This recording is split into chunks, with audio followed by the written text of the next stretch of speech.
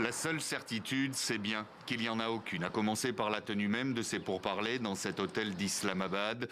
Téhéran le rappelle en fin d'après-midi, les conditions ne sont toujours pas remplies, à savoir l'arrêt des bombardements israéliens sur le Liban, à quoi s'ajoute le déblocage des actifs iraniens. Washington préfère jouer la carte de l'optimisme au moment d'embarquer pour le Pakistan.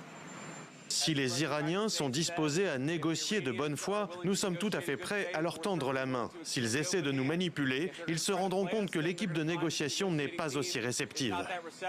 Le vice-président des États-Unis qui doit conduire la délégation américaine, à propos duquel Donald Trump faisait il y a encore quelques heures planer le doute sur sa venue pour des raisons de sécurité. Même argument côté Téhéran qui annonçait hier l'arrivée du président du Parlement iranien et sa délégation au Pakistan avant d'effacer le message.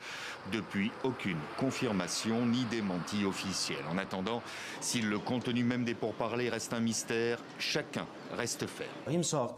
Les gens doivent savoir que si les Américains n'acceptent pas les 10 conditions, Monsieur le Guide suprême n'autorisera pas la signature. 10 exigences qui semblent irréalisables. Téhéran demande notamment la levée des sanctions internationales, la poursuite de l'enrichissement d'uranium ou bien encore le retrait des forces américaines dans la région.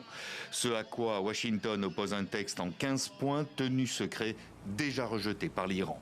Dans les deux cas, la question du détroit d'Ormuz reste au centre. Libre circulation maritime pour les États-Unis face à Téhéran qui veut en garder le contrôle, comme le rappelait hier soir encore la présentatrice de la télévision iranienne en lisant un message attribué au guide suprême.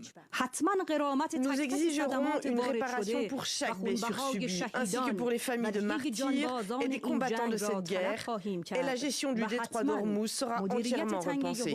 Et Donald Trump recadre immédiatement. Privatiser le détroit d'Ormuz, c'est hors de question. Un face-à-face encore à distance où les occasions ne manquent déjà pas pour que tout déraille au moindre accroc.